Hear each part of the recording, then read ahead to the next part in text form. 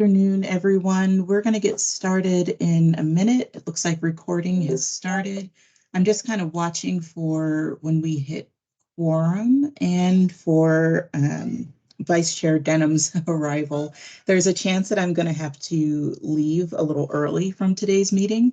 And if so, Vice Chair Denham has agreed to take over. So I just want to make sure we hit quorum before we get started. And Leah, if you see that we do hit it, can you just let me know and then I'll call us to order. I believe we're waiting for one more commissioner to join, and I will keep counting. Thank you.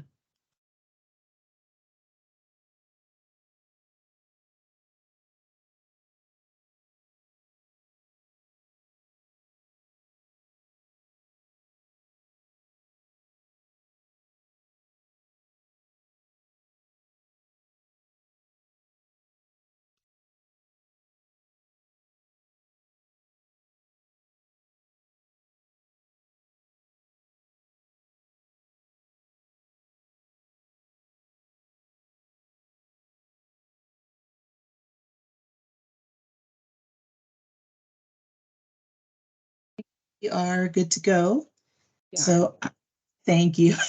I will go ahead and call the meeting to order at 1:02 p.m. And Leah, can we do roll call? We sure can.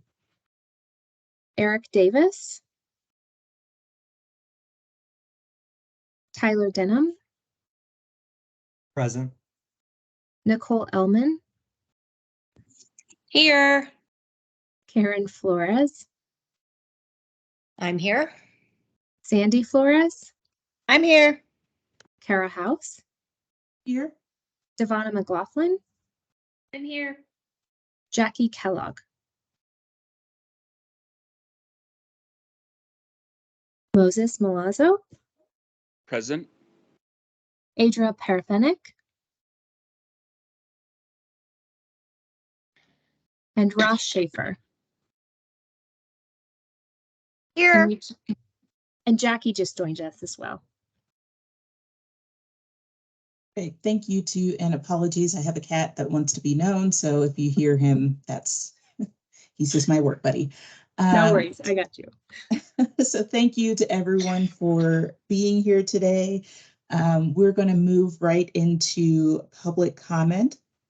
At this time, any member of the public may address the commission on any subject within their jurisdiction that is not scheduled before the commission on that day. Due to open meeting laws, we cannot discuss or act on items presented during this portion of the agenda.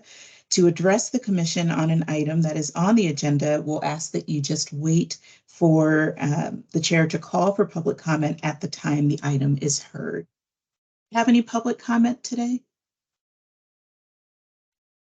I have not received any via email, and I don't see that there's anybody from the public raising their hand in our meeting today, Chairhouse. Good. So with that, we will move on to item 4, which is the consideration and approval of minutes from our commission meeting March 24th, which was the joint commission meeting between Housing and Sustainability. Motion to approve? I motion to approve the minutes. And I'll second. Thank you. I have a motion from Karen Flores and a second from Sandy Flores.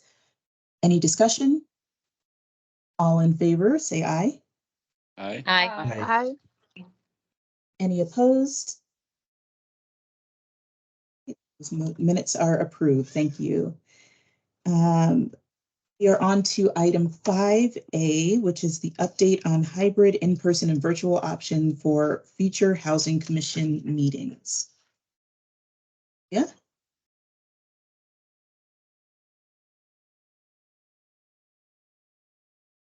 So sorry for the delay. I was multitasking and emailing Commissioner Davis the link again, so I couldn't find my unmute button. But I did want to prepare you guys and give you an update. I think many of you will be happy to hear that the city is opening doors, and with this, we are having our commission meetings in person and virtual. So we have the option to do both. If you feel comfortable joining us for an in-person meeting, we are going to start meeting at the Aquaplex. And the reason why we chose this location is because it is close to housing office and many of our commissioners' offices. It's a central location. If you do not feel comfortable joining yet in person, we will be sending the link. I just would like to know ahead of time if we expect you in person or not. And then the other announcement I wanted to have regarding our next meeting is that I would love to invite everybody to come a little bit early so that we can take a commission photo. There has been many requests for this, especially behind the 10-year housing plan. We have some nominations for awards, and I want to recognize all the faces that put tons of hours into this plan. So if you feel comfortable, we'll do this outside the Aquaplex. I'll send you an email about that. And if you don't want to come inside, we can just have you go right to the hybrid meeting with a link. But I'm excited to see everybody in person and at least have some of that human interaction again. So if you have any questions, let me know. Otherwise, just be looking for an email from me. That's great. Thank you. Any questions?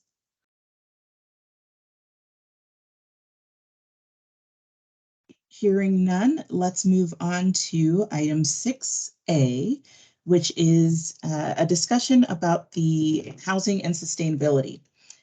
Before diving into the conversation, I just want to acknowledge the emails and messages that several of you sent after the joint meeting. I want to ensure and emphasize that you all were heard in the concerns that you shared and the frustrations that you shared. My desire for this conversation, and I had this conversation with our housing team and several of you, is that, my desire is really to hear and acknowledge all the thoughts and considerations that you all had from that joint meeting. And I also really want to prioritize how we can move forward. I think there is, and I stand by the statement that I made during that meeting, that there is a great opportunity for collaboration. There unfortunately just wasn't time for the conversation that we wanted to have. However, I also want to acknowledge that our committee is known as, or our commission is known as, a commission that gets things done. We work very effectively and efficiently. We have a lot of fantastic researchers who bring a lot of important information to the table. And so I want to keep that legacy and that momentum going. So as we go into this conversation, I'm going to open it up. We did receive the information from Commissioner Karen Flores. And so Karen, I'd love for you to share any information that you want to have as part of that conversation as well. As a reminder, just a C or a Q in the chat if you have a question or a comment that you'd like to make. And I see our first comment from Commissioner Schaefer. Thank you. I just wanted to say thank you to you, Chair House, and to the housing team. I think that it's evidence of what you just shared, which is that we get things done, but also that I do feel like when there's opportunity to have question or concern or even comment, there's transparency in how those things are handled and handled with quickness and efficiency. So I just wanted to say thank you for hearing folks and immediately addressing it. So thank you.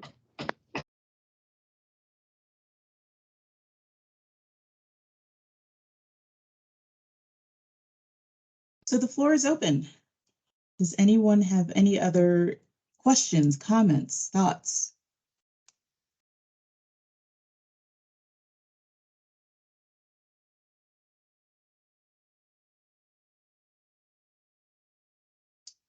Commissioner Elman. Thanks, Chair House. And perhaps I wasn't paying close enough attention. Is this discussion solely about what happened at the last meeting, or is this an actual discussion about the housing and sustainability collaboration concerns we have with the topic? Which floor is open right now? If you could help me with that, please. Absolutely. So both. If you have comments that you want to make about how that meeting went, then we are open to hear them. The primary focus, I would like to be on the latter, in terms of just those thoughts and considerations for the collaboration moving forward. But we want to leave that space for people to share any thoughts or concerns that they had from that meeting as well. Okay, thank you. So with that, yeah, thank you, Chair House, to echo what Ross had said, for entertaining the emails that came through, having that discussion with housing staff, and then the email that came out from housing staff. Thank you, all of you who addressed our concerns and kind of, I think, the goof that happened with the last meeting. Moving forward, I guess I just wanted to maybe better understand from a sustainability standpoint. Like, I understand they have the climate action now, their goal of going climate or carbon neutral in the city, and then with a goal of APS having clean energy, either equal to or shortly before that. I guess I just want to better understand how we can make this affordable for folks. And additionally, why there's such an immediate push now. I understand once folks get into the housing that it would be a cost saver potentially, but our primary focus as the Housing Commission is getting people into housing. So if they can't even get into the house, then they're not going to be able to realize the benefit of that sustainable house, or that net zero house, or that fully electric house, or whatever that goal there is to be more cost effective to live month to month, year to year, etc. So I kind of wanted to better understand that. In addition, I would also like to understand how the little town of Flagstaff here can receive carbon neutrality when we have outlying populations that feed into our air, that feed into our water, that feed into our soil. So I'm having a difficult time seeing I'm trying to put this lightly. I understand making an impact is making an impact, but if you're making an impact and something else is going to overthrow the impact, I'm not understanding the point of the major impact.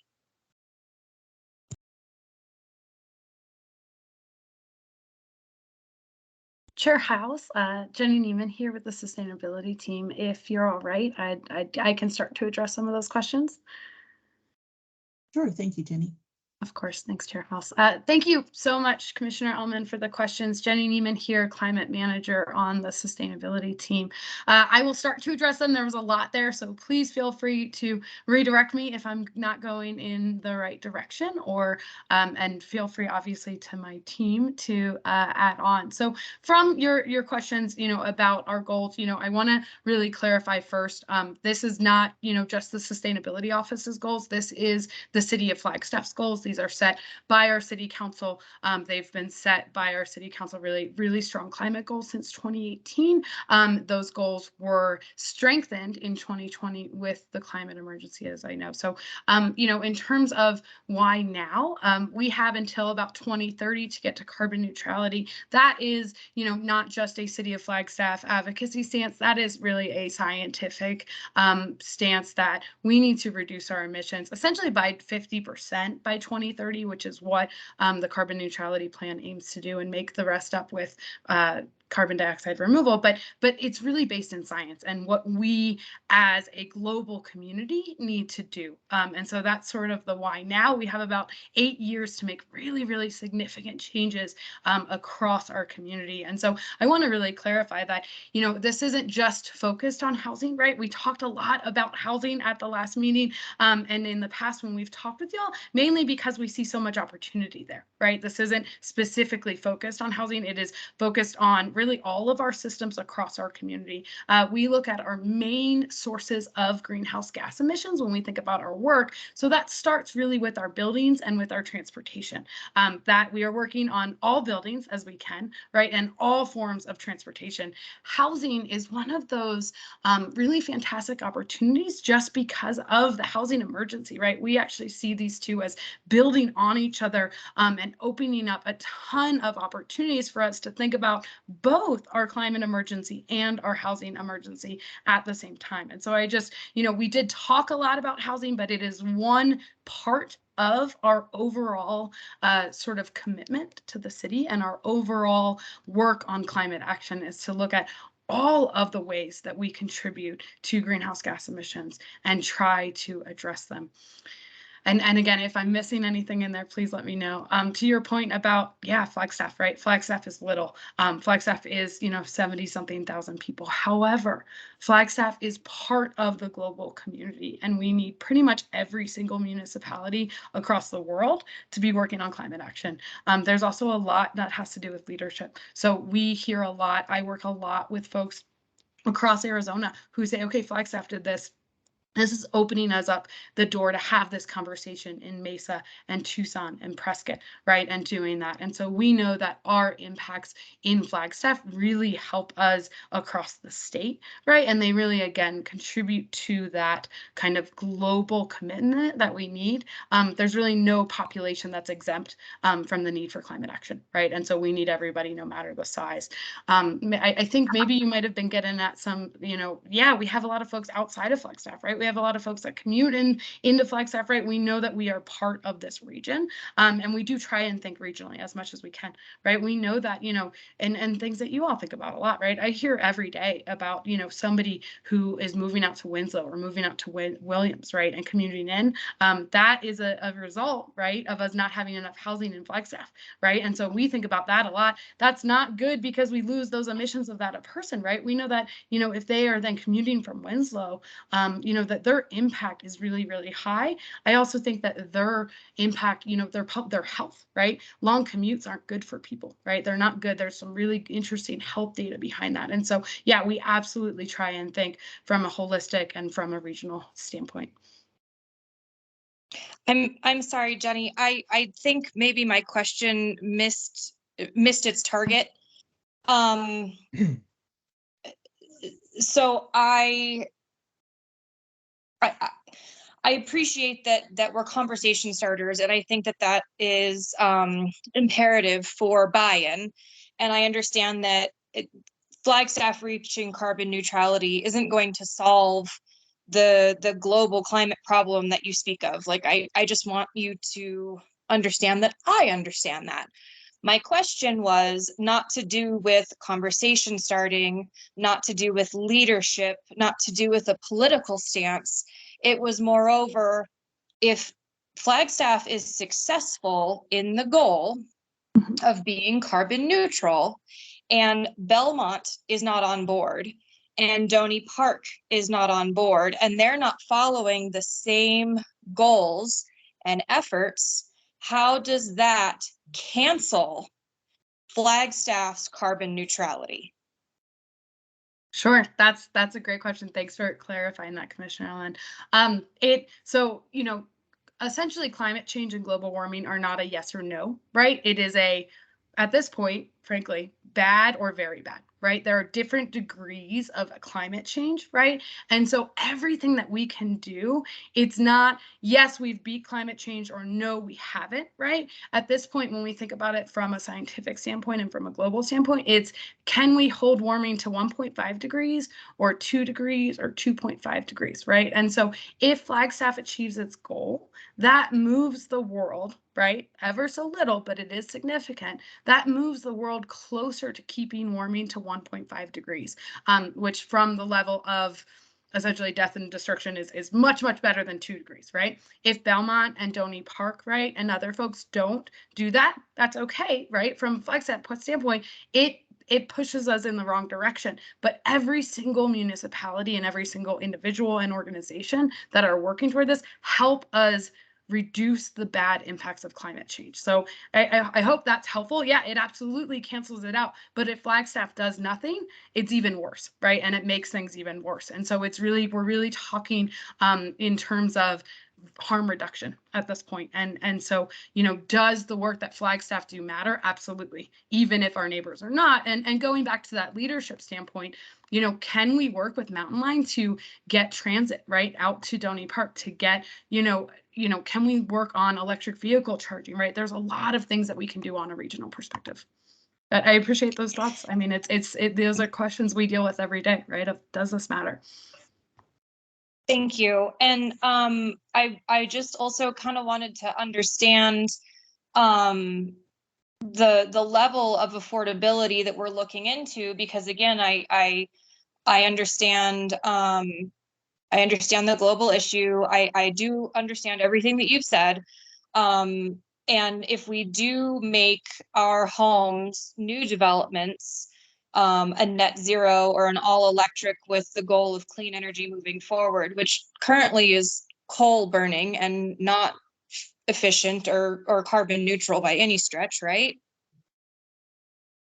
Our electric grid is about 50% renewable. Ramon can speak more to it, but it is, yeah, there's not that much coal on it anymore. It's about 50% renewable and getting cleaner and cleaner every day. Sorry, clean, I should say that. It's a mix of nuclear, solar, and wind right now, and it's getting cleaner and cleaner every day. Okay, thank you for clarifying that for me.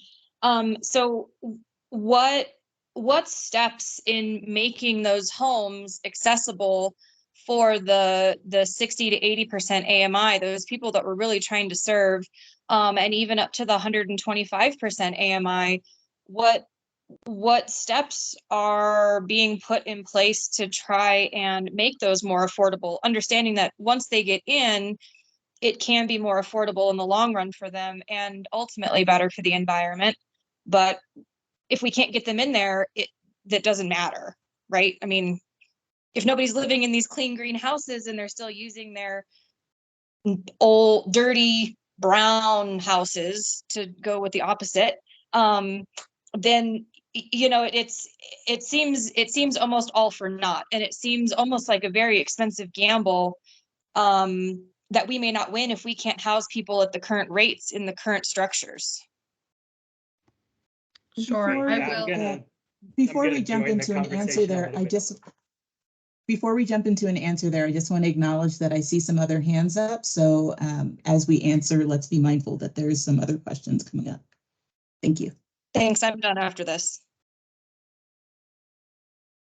Great. I appreciate all of the thoughts and the questions. You know, I know we did provide a document of some recent literature that has been coming out that is suggesting that when looking at the landscape, that building in this way can also be the most affordable way to build as well. There's sort of a misperception that like building net zero ready or building highly efficient and electric are sort of burdensomely costly, but a lot of the research is showing that it's maybe less than a 1% increase in the cost of construction, and that 1%, when amortized over 30 years, you end up being cash flow positive in month one. And so, you know, we know we've been talking to Habitat for Humanity here in Flagstaff. They're working on their starter home projects. Those are small footprint homes, solar on top, all electric.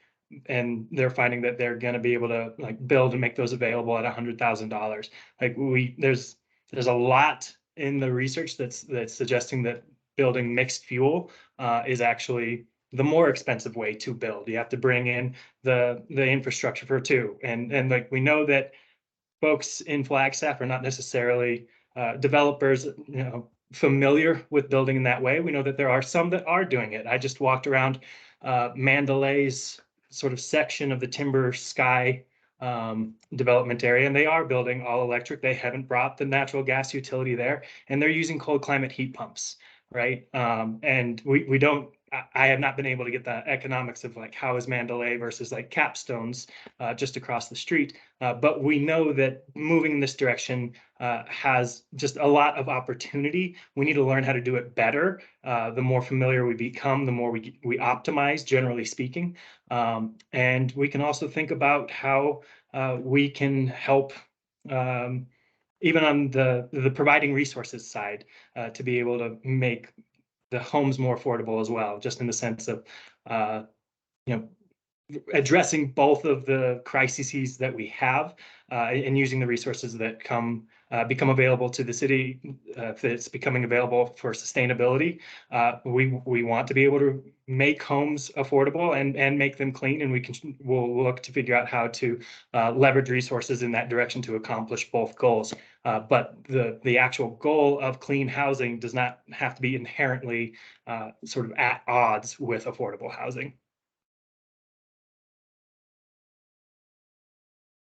You go ahead, Commissioner Denham. Hi, thank you. I have two questions. The first one is sort of within the terms of the debate itself. The second one is about the debate itself. So the first question, I'm curious, is there any information on what electrification looks like in terms of upfront and ongoing costs for multifamily housing? The literature that was shared with us commissioners, I read through it and it focused solely on single family homes. So I'm just curious, is the situation, more clear, less ambiguous for multifamily housing?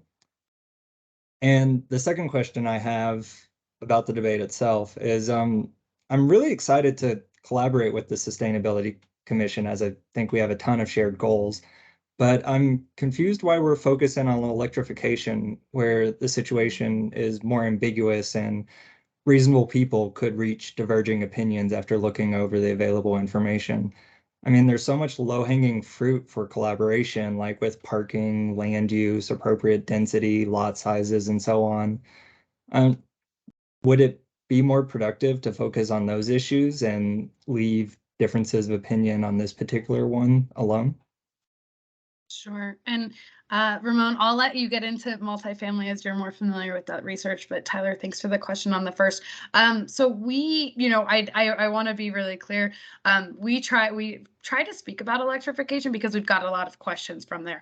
We have essentially an all of the above strategy, right? We work a lot on density and walkability and energy efficiency, right? We focus a lot on electrification because we've gotten questions, particularly from this group on that, and it seems to be where there was a lot of conversation. And for us, electrification is so critical because, when you are building a home and you're installing, gas infrastructure, you're locking in that fossil fuel infrastructure into a home, right? And so for us, when we talk about new construction, right, it's really important that we think about how do we get it at that moment of opportunity, because retrofits are so much more expensive. So, but again, yes, we work on all the above.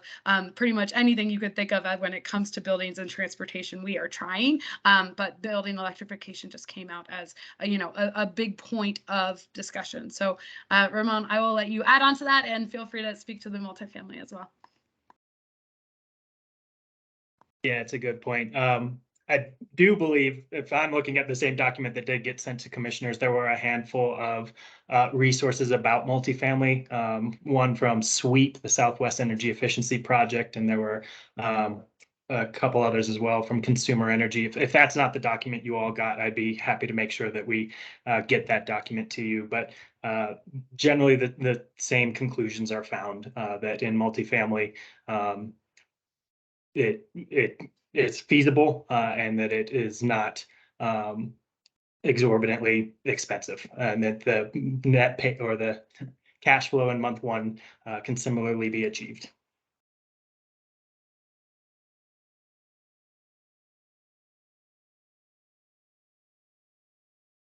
And I see that Commissioner Schaefer also put in the chat that he has a comment. Have your questions answered there, Tyler? Yeah. Thank you, Beth, for the response. Thank you. Commissioner Schaefer?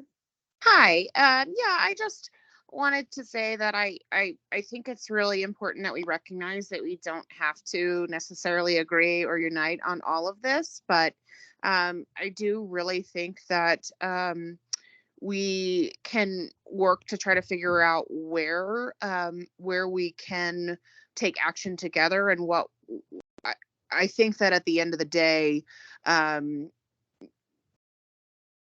we can work separately, but also together on these two guiding documents. And the two plans align when it comes to serving our most vulnerable in the community. And so I think, sort of like what Commissioner Denham just shared, that I think that, to me, focusing on where we can align right now and what actions we can take together would be, I think, a way to move forward, in my opinion. So thank you.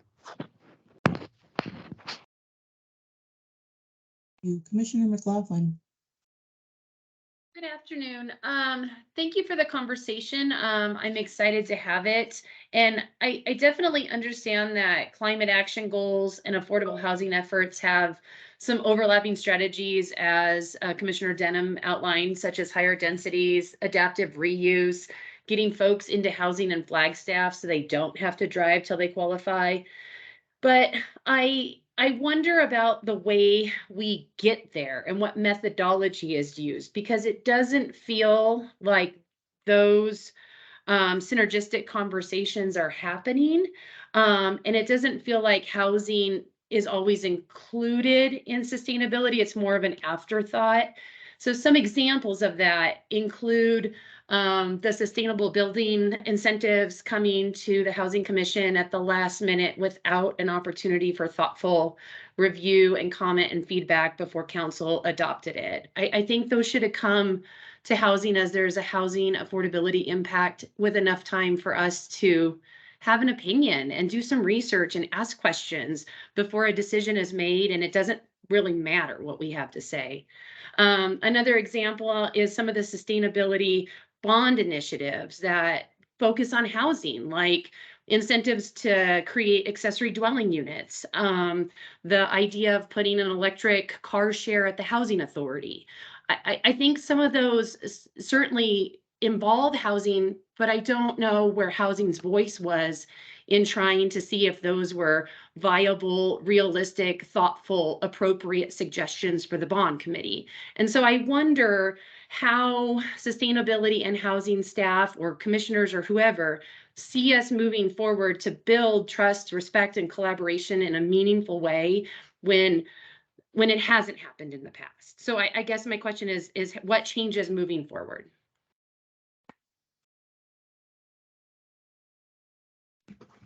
Good afternoon, commissioners. Nicole Antonopoulos, Sustainability Director. Thank you so much for that opportunity to answer that question, Commissioner McLaughlin.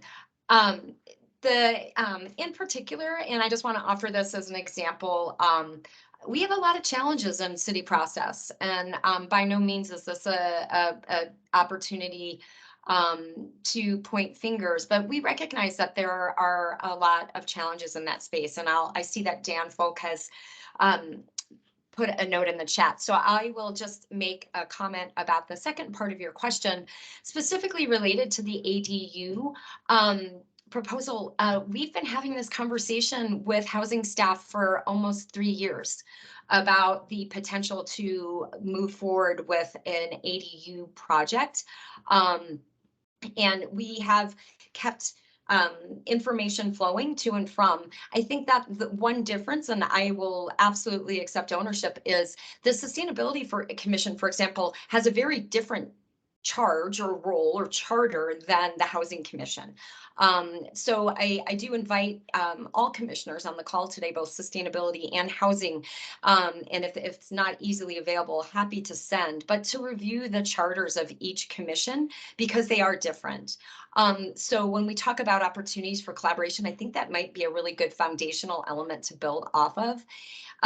But with that said, our goals with the climate bond are to serve the entire community. You'll also note in the proposals that we have in front of the Citizen Bond Committee, there are transportation elements to help advance the active transportation management plan. When we talk about sustainability, we're talking about our entire community. And so every element of what is being proposed to the Citizen Bond Committee is about resiliency in our community. And we see that everything on that list that was brought forward is actionable. These were also things that were identified as high impact areas, not only in our climate action and adaptation plan, which was adopted in November of 2018 and was helped over 1,000 community members helped inform that plan. And then also in the carbon neutrality plan that was adopted last year that had over 3,000 voices. So there was a lot of information flowing in to help shape these targets and strategies to help us achieve these climate action goals that the City Council has asked us to define. And I'd love to talk more, but I know I can chat a lot, so I'll hand that off to Dan Folk.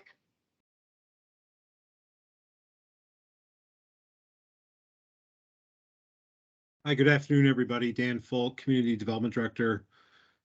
Yeah, thank you for the conversation today. So on the code amendment and the way that one proceeded, I definitely will own that one. We need to do better. We definitely need to be including the Housing Commission in reviewing drafts of code amendments that impact housing and what's required in our code, et cetera. So there's a couple reasons why it rolled out the way it did. I am excited. We've got a new zoning code manager. As of last week, Tiffany Antol has accepted the job. She's worked with our code for 8 years, so she understands it very well. There's no learning curve. So this is kind of addressing moving forward. We're getting support in the budget right now to do work on our zoning code and a review of the zoning code. And it was kind of co-funded between housing and sustainability, really because both plans talk about reviewing our codes to see where we can encourage, more housing, different housing types, lower the cost of what folks are building. So I'm excited. We're going to be working together on that moving forward. But yeah, sometimes in the process, we're not quick to start including new commissions. I'll just admit it. And so we're a little tardy on that. And we've just managed through some staffing changes. And at the very end on that sustainability incentive, we had a project that actually needed the incentive in place to get their building permit. And so we kind of put ourselves into a corner there, and I apologize for that. We never like to bring things to a commission and say, you have to decide today, right? We don't have no time left. So that's too late on our end. So I apologize for that. But looking forward to all the work that's coming up that we're going to do together.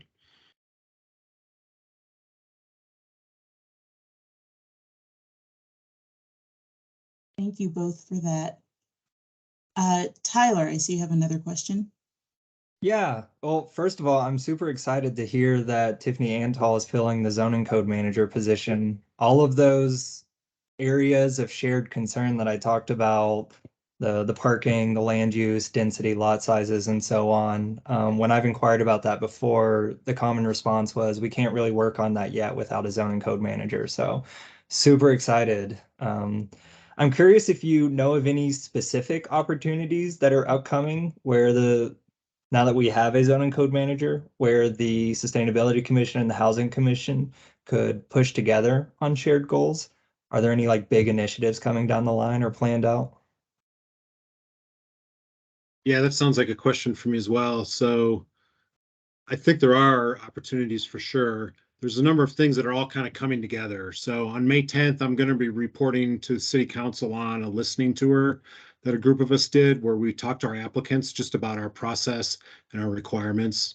There's been a review of the affordable housing incentives, right, that Dan Simer and Jennifer worked on. The result of the two plans, the 10-year housing plan and the carbon neutrality plan, talk about reviewing the codes. So, and then the money I mentioned. So, but I think we can do things before that. But what we're going to have to do is figure out how to put together some kind of a working group is my proposal that includes participants from all these different efforts. And let's start looking at some of the low-hanging fruit, things we can take on right now before we get a consultant to do that thorough review. So there's definitely opportunity for that, Tyler. there's going to be this transition period with Tiffany. Unfortunately, she's been working with a full caseload of projects. So there is a transition period. She's not going to be 100% on zoning code right away, but we're going to get her there as quickly as we can. But let's definitely talk about this working group and how we move forward. We haven't really determined what that group would look like, but that's kind of the concept I have to guide kind of all of these overarching efforts. With the commissions playing their more formal roles. Okay, well, I'll go ahead and throw my hat in the ring and say if you do form a working group, I'd like to be a part of it. I've already done a lot of work as an individual, nothing that's been reviewed by the Housing Commission on goals that I believe are shared by the two. So I'd be happy to bring in some of that groundwork I've done on my own personally. Thank you both. I see we have a question from Commissioner McLaughlin and a comment from Leah Bloom. Before going forward, I just want to quickly note two things for the rest of our conversation. First, I really want us to be mindful and cautious as we're recognizing that the goal of this conversation is really to address the collaboration between housing and sustainability. And as such, I think we need to be mindful that questions that are aimed at understanding and getting to the heart of where both that collaboration can happen and where there's some natural conflict needs to happen. We need to have space for those questions, and it's not anything that we should look down on or avoid. So let's move forward with addressing those. And second, just in the discussion of our charters, I'd really like us to keep in mind that while we have different charters, the goal of that joint meeting was to see how we can collaborate. And so I think there needs to be some consideration of how we can do that and what that looks like in consideration of the charters so that we avoid hitting a wall. So I just wanted to note those two things before we move forward. And with that, I'll go to Commissioner McLaughlin, your question. Yeah, you can tell me it's not part of this conversation if you want, but Dan's answer made me wonder about the status of the IPA incentive policy for affordable housing review, given the fact that now we're going to be looking at a zoning code revision as well. So is this going to take a back seat? Where are we at with trying to get some meaningful incentives for affordable housing revised on that, if that's appropriate for now? Yeah, I don't think it has to take a back seat, Devon. I think we can make it a priority of the first work we do. Basically, in my view, all the background work has been done by Dan and Jennifer. So I think I just need to engage our internal team with Tiffany, and let's not overthink it. Try some of the new strategies that were identified and get them into the code to formalize them.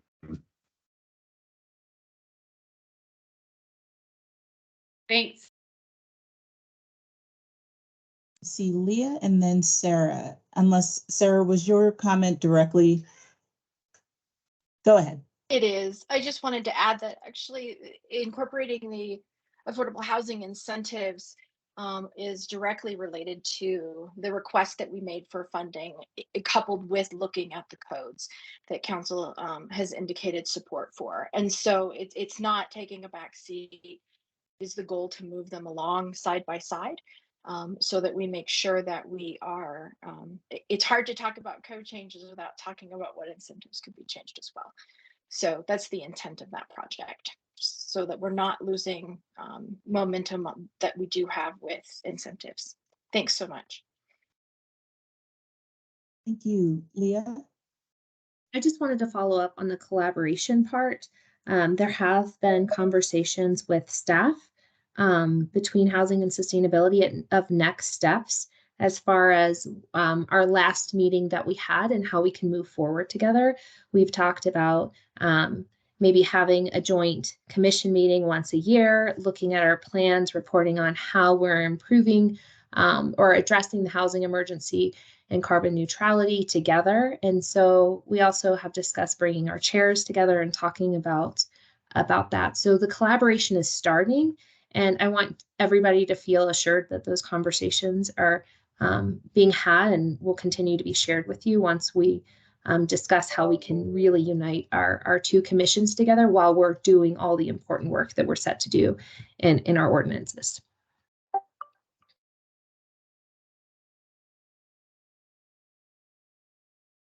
Any other questions or comments from housing commissioners?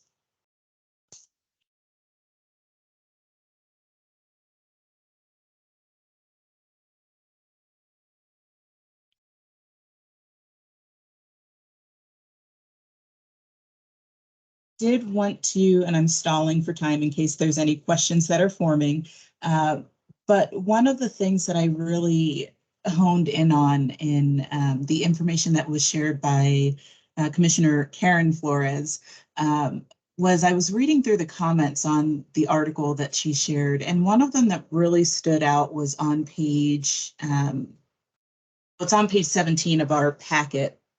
It was from someone identified as NAHB Now, and their comment was that development of effective and equitable public policy requires that all relevant information be part of the discourse. Cost is an important consideration because it directly and immediately impacts consumers with a disproportionate effect on some segments of the market. Carbon reduction strategies must evaluate these impacts and offer solutions that minimize economic disruption on families, prioritize options that achieve maximum balance of benefit versus impact, help overcome valuation and financing barriers, and emphasize market incentives that support a broad range of programs. And reading that comment and reading the article as a whole and reading through the rest of the comments on this as well, it really drove home to me the area for collaboration between our goal of seeking affordable housing and the goals of carbon neutrality and addressing the climate emergency. I do think that both conversations need to be had at the same time and working together to see where we can achieve both without sacrificing one for the other. So I look forward to and seeing where those collaborations can keep happening and how we can further that conversation in meaningful ways to advance both of those emergency declarations from the city and advance the work of both of our commissions. That said, any other questions or comments on this section that are not coming from my cat?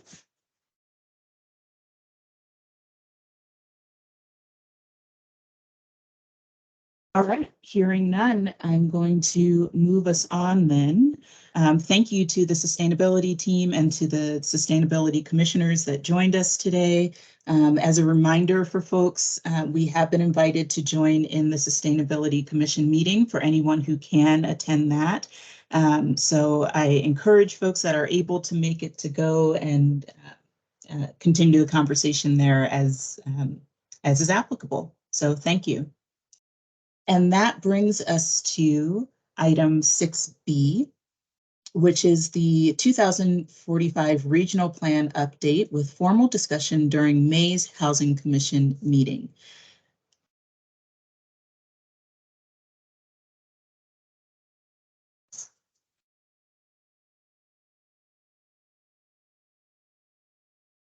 You're on mute, but is Sarah Dector? Oh, yeah, there you are. Am I off mute now?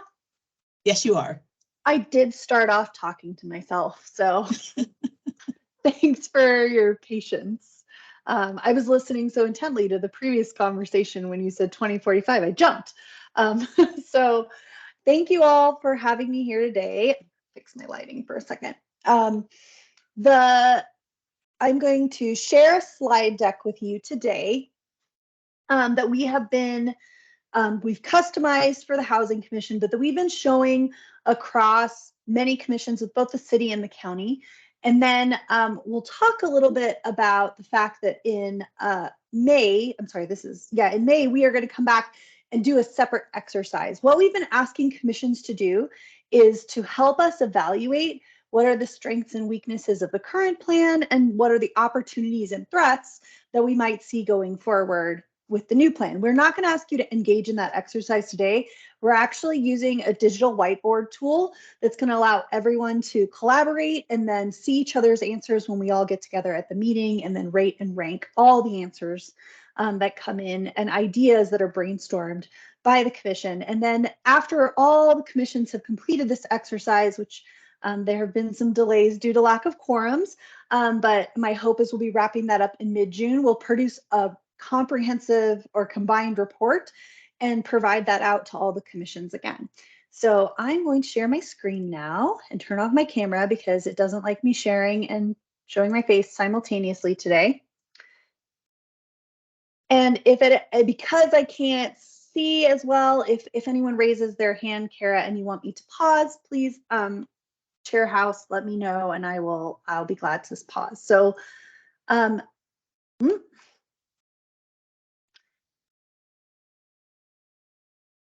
the Flagstaff Regional Plan, as you know, is the general plan for the city of Flagstaff. And what we'll cover today is what's actually in the regional plan concerning housing, though we can certainly talk about other topics. I know probably sustainability and carbon neutrality is fresh on everyone's mind as well. What is being done to update the regional plan? And then we'll talk about what the strengths, weaknesses, and opportunities and threats assessment will look like. And you won't be doing this though until sometime in May, but this is your time to start getting ready for a really in-depth and I hope useful conversation. So the regional plan sits as the broadest and most comprehensive of the plans that fit in our planning hierarchy. So at that level, we have general region-wide plans. So there is some sub areas that we talk about, especially our area and place types. And it extends out into Coconino County through Belmont, Kachina, Mountain Air, Doney Park, Timberline, Fernwood, and Fort Valley. And this gives us an opportunity to really talk about our region as a whole and to combine the planning efforts of both the city and the county. Now, at the city side, we also have some master plans and specific plans and many other things we call plans that have this intermediate level of taking the goals and policies that are more broadly set in the regional plan and getting more specific about what strategies we need to use to implement them. And then finally, we have the zoning code, the engineering standards, other codes, our annual budget, and our CIP process, which also implement the regional plan through various means. This plan serves as our general plan for the city of Flagstaff, and therefore it must be sent to the voters every 10 years, which is why we are starting this update. Our hope is to send it back to the voters in 2024 and no later than 2025. It is important for us because it supports our land use decisions and policymaking. New cases for rezoning and annexation have to have a finding of conformance with our general plan. We also have a 100-year water supply designation from ADEQ that we have voluntarily sought based on our future growth scenario that is in the current regional plan and will be updated based on the new one when it's adopted. We also use this as the base model for future traffic growth and projections in Metro Plan's transportation model. So the decisions made in the regional plan have very far-reaching effects, not just for the city, but for many partner organizations. The process to adopt it in the county is slightly different. They adopt this plan as an amendment to their comprehensive plan. So it's sort of an area plan for Coconino County. Given that it's a county the size of some countries, that's understandable. And it is adopted by the Board of Supervisors. It is not sent to county voters at this time. And that's just because there's different parts of the state statute that talk about how cities do this work and how counties do this work, and they have different requirements. But Coconino County's comprehensive plan does not have maps. It really is a policy-only based comprehensive plan. And so it's important to note that their land use map for this area is set by the regional plan. And here's what that map looks like today. The dots, of course, with circles being activity centers and pedestrian sheds. The green areas being open spaces that are set aside. And then the other areas are, of course, urban, rural, suburban, special areas, employment areas, and then corridors that are shown on a different map, or another way we talk about this land use pattern that we are trying to achieve through future growth and redevelopment. There was a request when we were updating the Flagstaff Regional Plan 2030 that I think still hold true today. First, that the regional plan should hold government accountable to publicly derived policies and outcomes. Being that this is so comprehensive and that it is voter ratified, that gives us a very strong anchor by which to hold ourselves accountable to the goals of the regional plan. It also guides our physical and economic development, and it should establish priorities for public action, direction for complementary private decisions, and encourage predictable decision making. I will say, as someone who was not part of writing the current regional plan, but came on board and has been working to implement it for the last 8 years, it doesn't achieve all of these outcomes equally well. And so that gives us lots of room for improvement as we're revising it to be better adapted to these public desires for the regional plan. One of the reasons it has trouble, I will specifically say, setting priorities is that the document has 97 goals and 508 policies. That is very large compared to other general plans in other cities in Arizona. And so a part of the reason that existed is because prioritization is hard. It involves discomfort in making trade-offs. And at the time, it was felt that it was easier to achieve consensus with where they were without taking it through that extra step.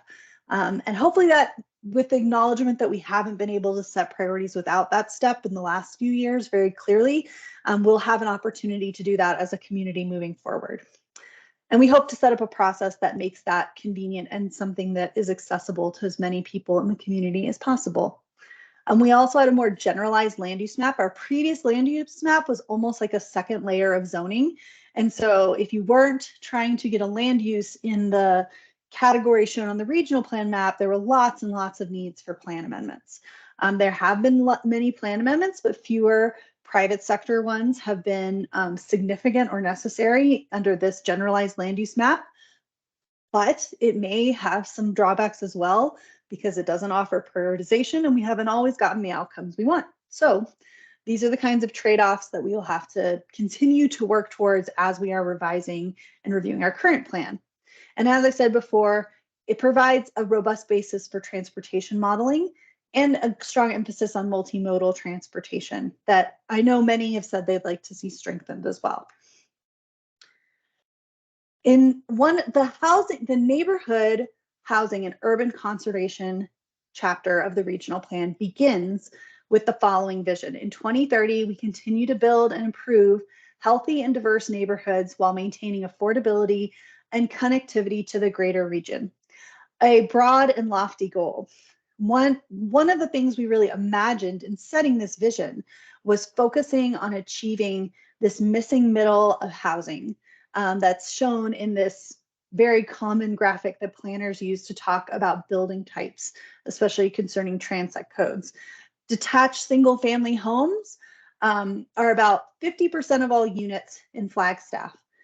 The land zoned to allow for single family homes is a greater percentage of the Flagstaff area than any other zoning categories. And so there is a desire in the current plan to see that broadened. And we've achieved that in little ways, but much of it has started at the mid-rise level. So there is a feeling and feedback we get often that we skipped the middle and went right to the mid-rise.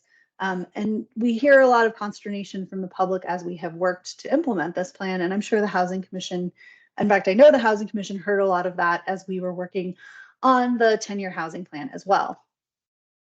These are the goals from the neighborhood housing and urban conservation section.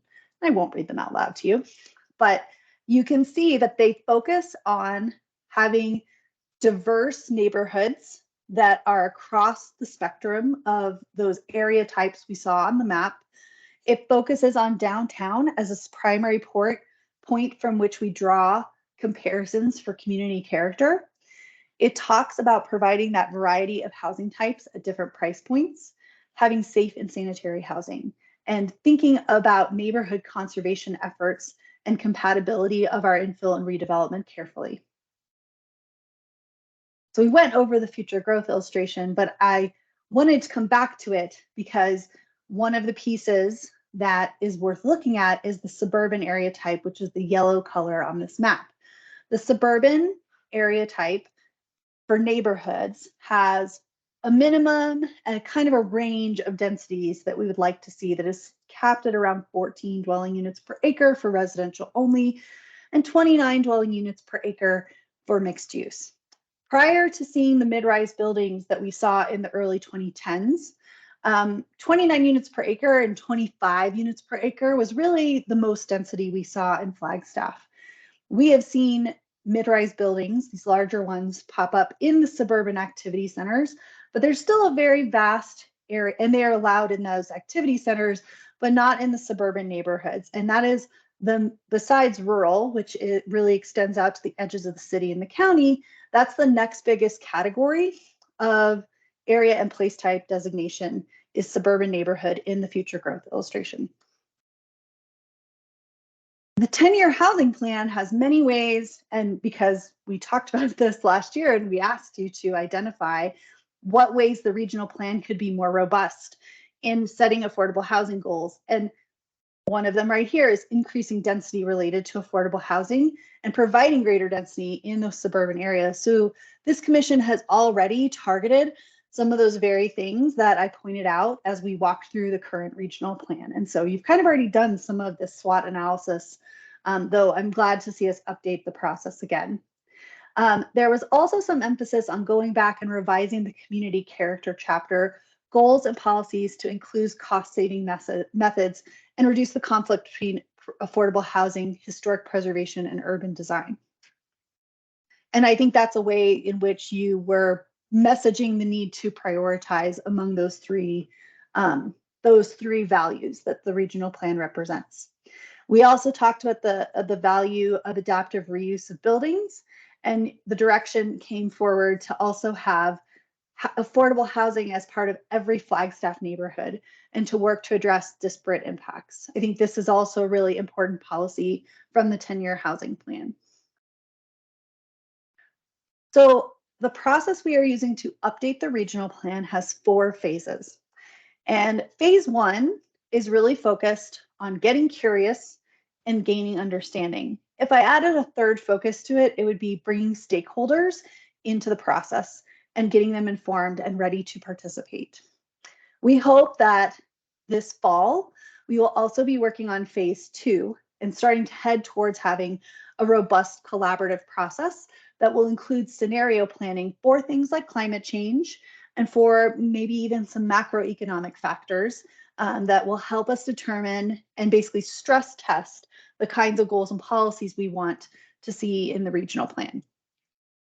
You do all that work without actually really writing much of the plan. You're writing bits and pieces, but you're really learning and creating a collaborative learning environment. That then becomes something that you pull together in the plan creation phase, which includes a lot of review. Commissions are going to get to review the regional plan. The attorneys are going to get to review the regional plan. The public is going to get to review the regional plan. It happens at multiple layers at multiple times. And that's why it's a part of the process for which almost an entire year is set aside. And lastly, council and the board of supervisors will need to endorse a process by which to adopt the plan. There was in the last regional plan effort some disconnect because the county adopted the plan first and then the city continued to revise it before sending it to voters. So Coconino County and the city of Flagstaff actually adopted slightly different regional plans. They're not significantly different, but they are different enough that we would like to have a more thoughtful way of approaching it so that that doesn't happen on take 3 of the regional plan. There are a lot of ingredients in the regional plan. We've talked about lots of them, and this is kind of what my desk looks like when I'm thinking about them all at once. There is a lot of data analysis and forecasting that really has been a big part of phase 1 up to this point, though we are shifting more into talking about vision, values, and community engagement and intergovernmental coordination right now. But all of these pieces come together to arrive at the regional plan. I will say that that does not mean there is a goal and policy in the regional plan for every single thing we could think of in these categories, but it is how we start bringing this all together that really makes the difference. So our guiding principles in this process are right people, right agenda, right timing. Though we value having everyone in the room together, we also value everyone's time, especially people who may volunteer for picking up more of the work associated with it. And so we're really trying to create opportunities on multiple scales that meet people where they're at and make sure they have a chance to talk about the topics they really want to engage with us on. Also, it's important that the experts and the public work together closely from start to finish. We also have a need for outside facilitation because some of these topics are just very controversial and will need that extra support.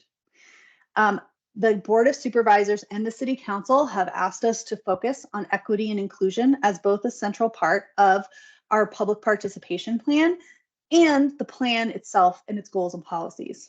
And lastly, as I said before, we are striving to have clear expectations for endorsement.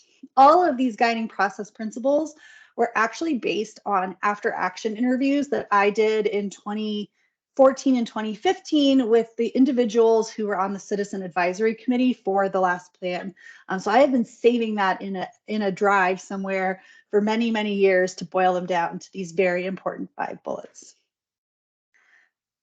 And so that's my presentation for today, and I'm glad to have some discussion with you. But what I really wanted to do was set you up for success so that when Leah and I send out a link to this digital whiteboard, which is called Group Map, and ask you to think through all those things I just talked about and put in your own thoughts on strengths and weaknesses, opportunities and threats, that you have had a chance to review the plan, think about what I've provided in this presentation, and synthesize it well into whatever you brainstorm into that platform that we will provide you at a later date. And with that, I will stop sharing, and I'm happy to answer questions. Thank you so much, Sarah. Any questions?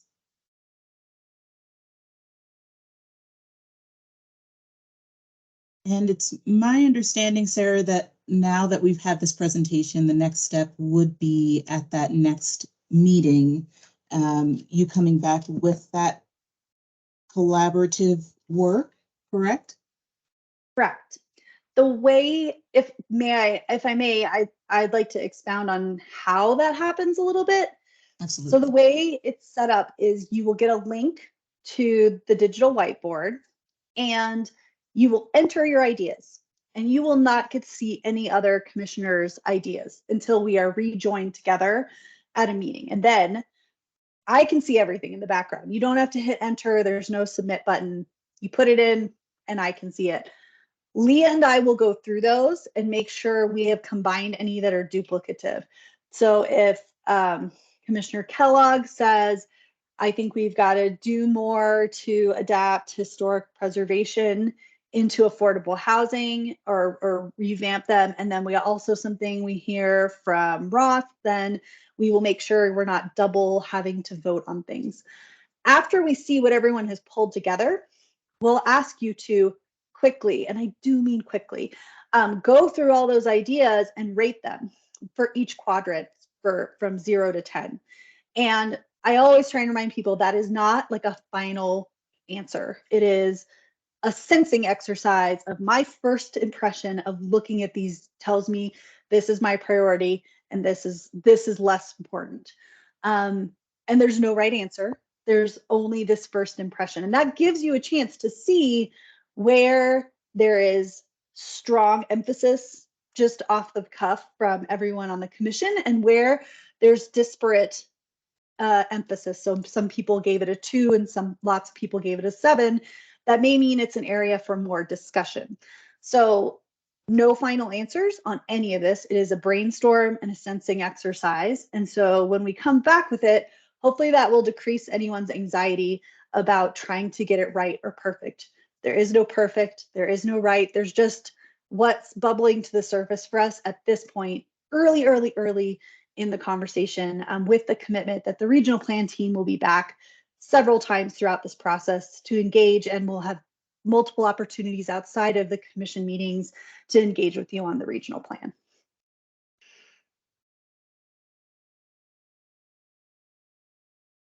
Thank you so much. Any other questions? Commissioner McLaughlin. Yeah, hey Sarah, are you guys gonna do like a citizen committee for the regional plan like you did last year, or is it just through commissions and public outreach? There will be an advisory committee pulled together in phase 3. One of the feedback that I've taken very seriously from the previous advisory committee is it went on too long, and its mission was too broad to be easily accomplished in the time frame it was given. And so what we are hoping to do is that the advisory committee's role will really be to review draft chapters and to help edit them. And it will not be to pull all this collaboration together from the beginning. We have 2 budget requests that are before council right now. That one is for the consultant support for scenario planning, which helps us take that modeling level look at all the different kinds of trade-offs we might have to make as a community in thinking about our future.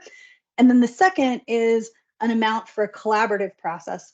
And we have a meeting with the city council on May 31st for a work session to talk about that more, because while there was endorsement from the Board of Supervisors and City Council that they wanted a collaborative process that was not a commission during phase 2, they didn't yet have a good agreement on what they wanted to spend on it or what it should look like. And so we're looking to get more feedback on that to go with the budget request so that we can get some traction on that early next fiscal year. Okay, thank you. You're welcome.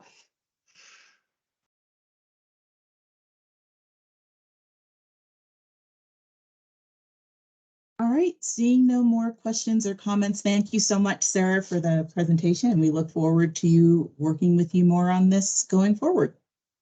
Thank you for your time today. Thank you so much. We are down to item 7, which is informational items to and from commission members, staff, and future agenda item requests. So first up, we have our update from housing staff.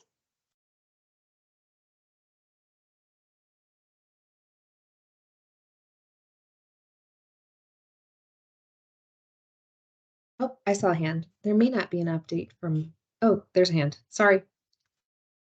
No problem. Did you want to go first? No, you go first. Okay. Hi, everyone. This is Christine Pavlik, Housing and Grants Administrator. I just wanted to give you guys a quick update about our CDBG 2022 Annual Action Plan.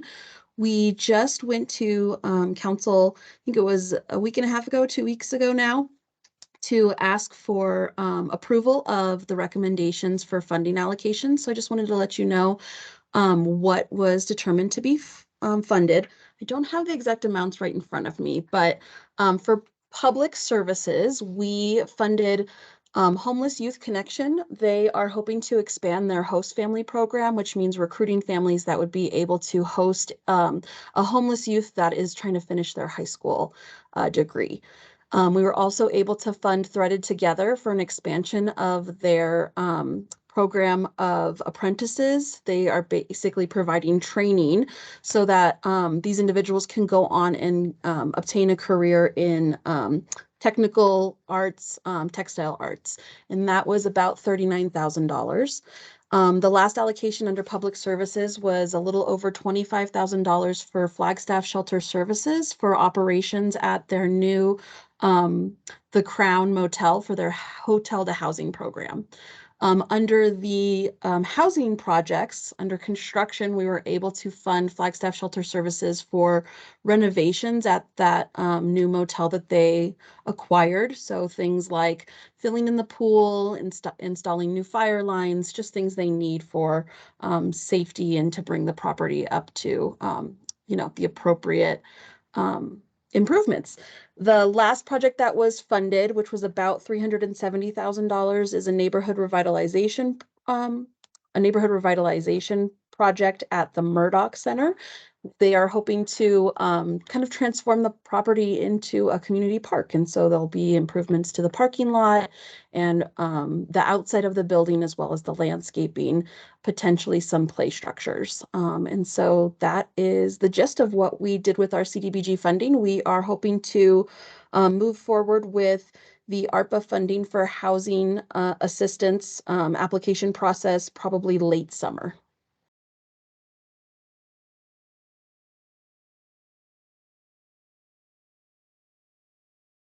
So much. Any questions or comments for Christine?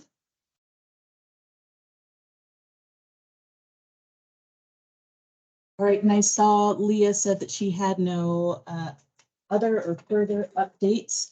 So we will move on to updates from our Housing Authority Commission member, Moses. Thank you, Chair. So the Housing Authority had struggled to find quorum for our regular meeting this month. And so instead we had a very short meeting just to have an up or down vote on the Housing Authority's annual plan. That annual plan was voted up to go forward unanimously, and that is the extent of the Housing Authority's meetings for this past month. So much. Any updates from housing commissioners?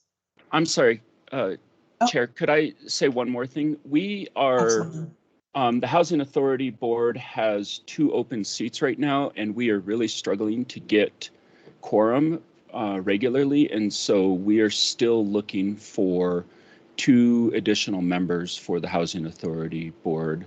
And so I'd like to continually post an advertisement for that as much as we can. Thank you. Any updates from the Housing Commission?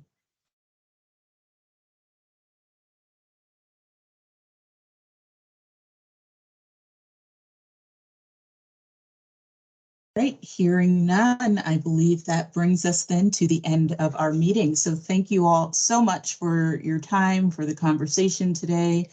And that's it. I think we're adjourned. So thank you.